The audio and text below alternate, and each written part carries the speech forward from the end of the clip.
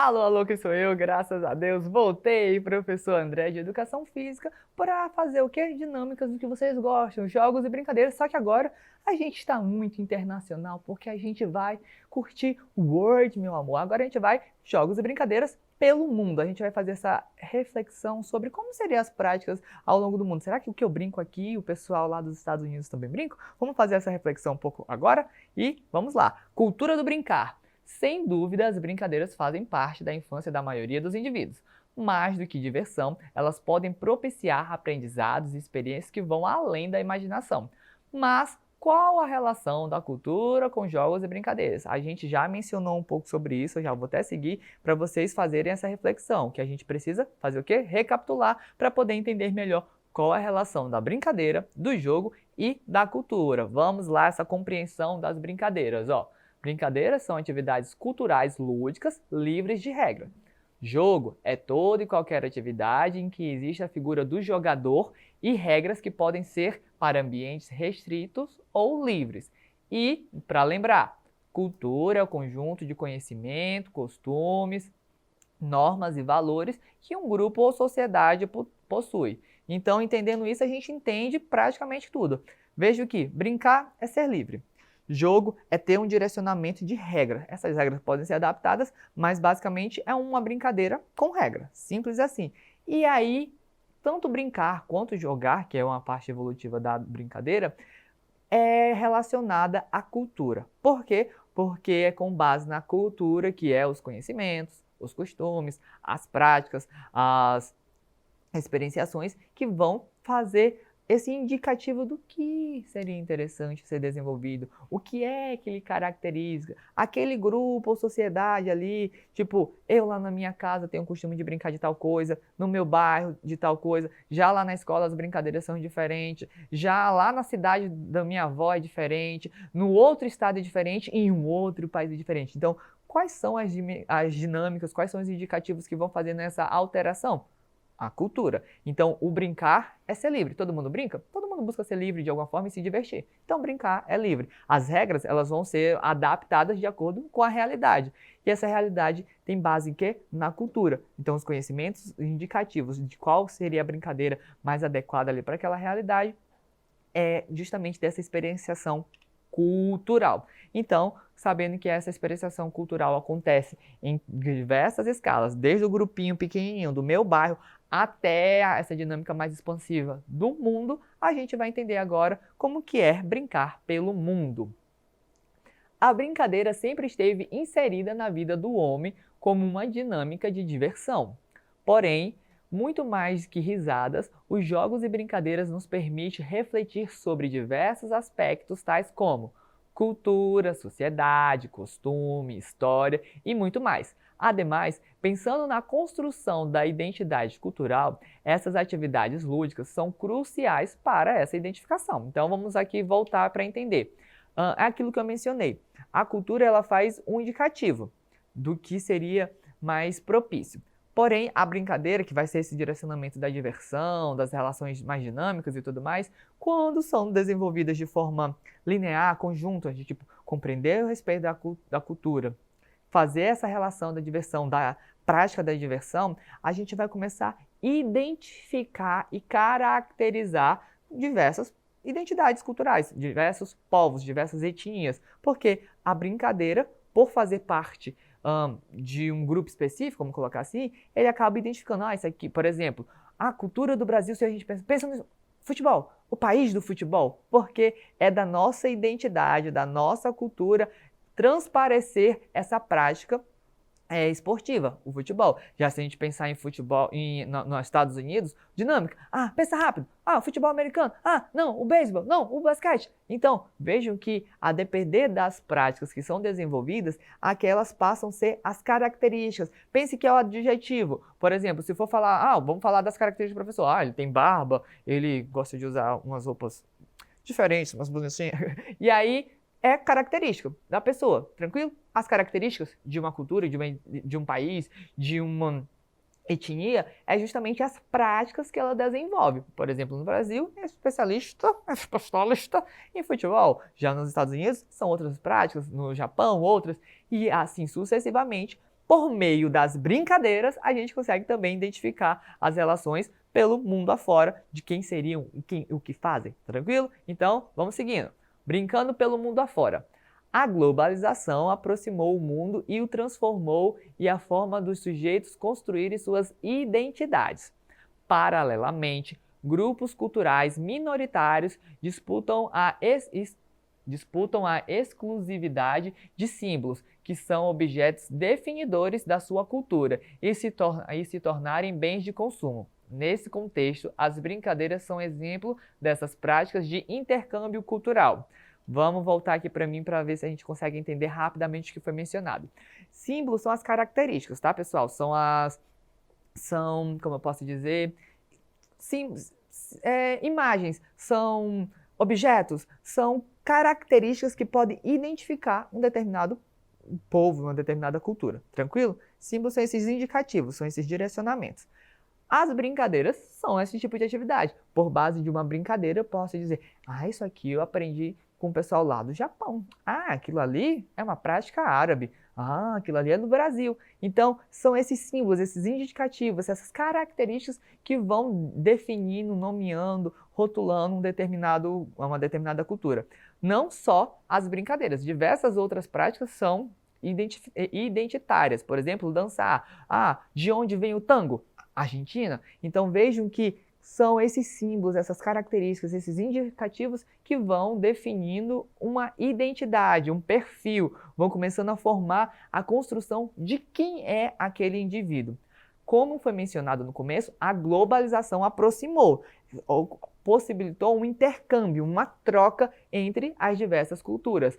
Uma cultura passa a influenciar na outra. Se a gente vai para um período mais colonial, a gente vai ter muita referência europeia, a gente tem como essência as práticas indígenas, também temos ali do período escravista a influência africana muito forte na nossa identidade cultural, e isso é que vai desenhando e definindo o perfil do brasileiro. E isso, ao longo do mundo, todos os países têm esse tipo de relação, esse tipo de influência. E no caso atual, que é a globalização aproxima essas trocas, acelera essas trocas, a nossa influência fica um pouco mais rápida de entender e vivenciar alguns jogos e brincadeiras de uma outra cultura, ou ver que tipo, ei, aquela brincadeira eu também brinco aqui.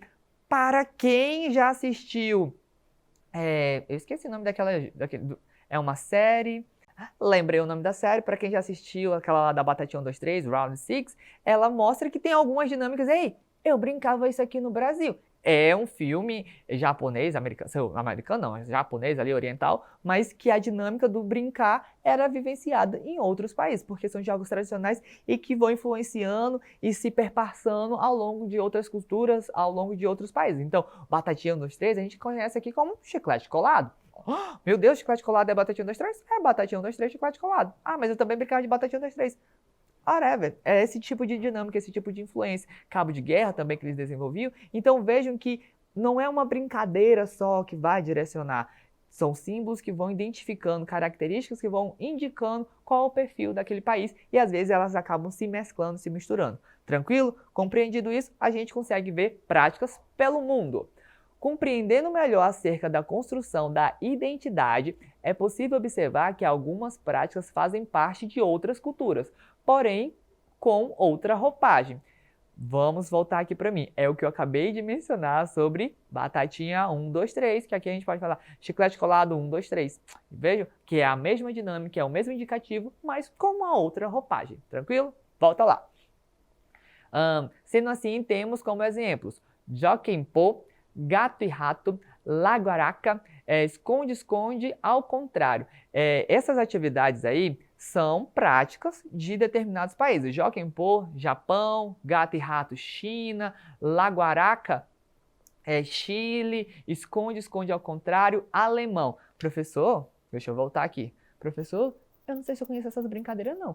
O Jokenpô é pedra, papel, tesoura? Sim! Eles fazem a dinâmica do pedra, papel, tesoura, só que eles chamam de Jokenpô. É uma prática japonesa.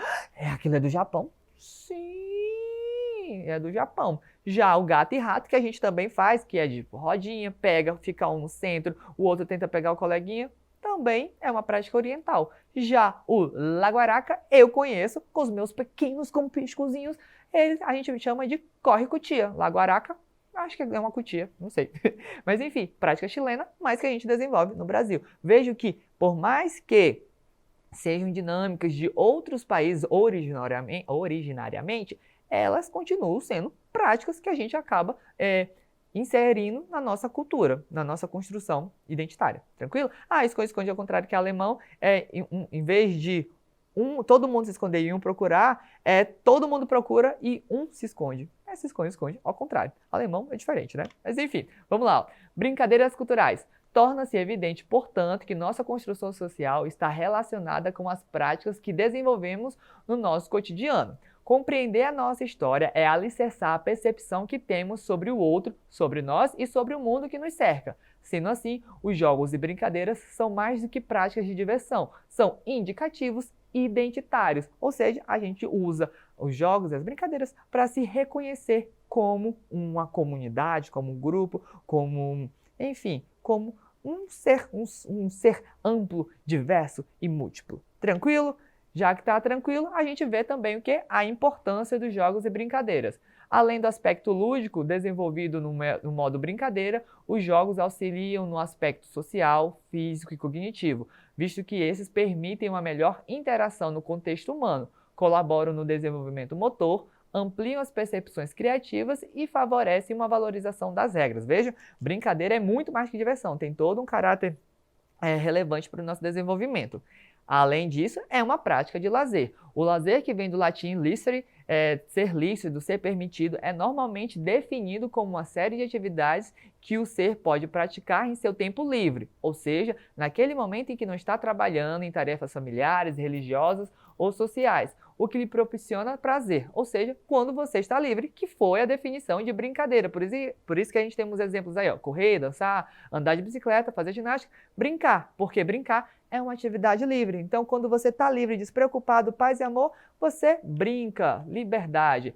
E jogos como lazer, porque esse é o indicativo de forma geral, em relação a países e tudo mais, o jogo como uma vertente de lazer. Por quê? Porque é uma prática livre. E aí, ó, como já foi mencionado, jogos e brincadeiras permitem uma gama de conhecimentos e aprendizados, tanto motores quanto cognitivos, que de forma descontraída permitem que o indivíduo se desenvolva plenamente. Sendo assim, é possível afirmar que o brincar é mais que diversão, é vida. Então, é viver, é se conhecer, é ampliar as percepções das dinâmicas em relação ao mundo e ser livre para vivenciar as experiências. Falando em liberdade, hora de exercitar esse conhecimento acerca desse aprendizado do mundo. Ó, a cultura está imbricada em nossas vidas, mas de forma simples, a cultura pode ser compreendida como?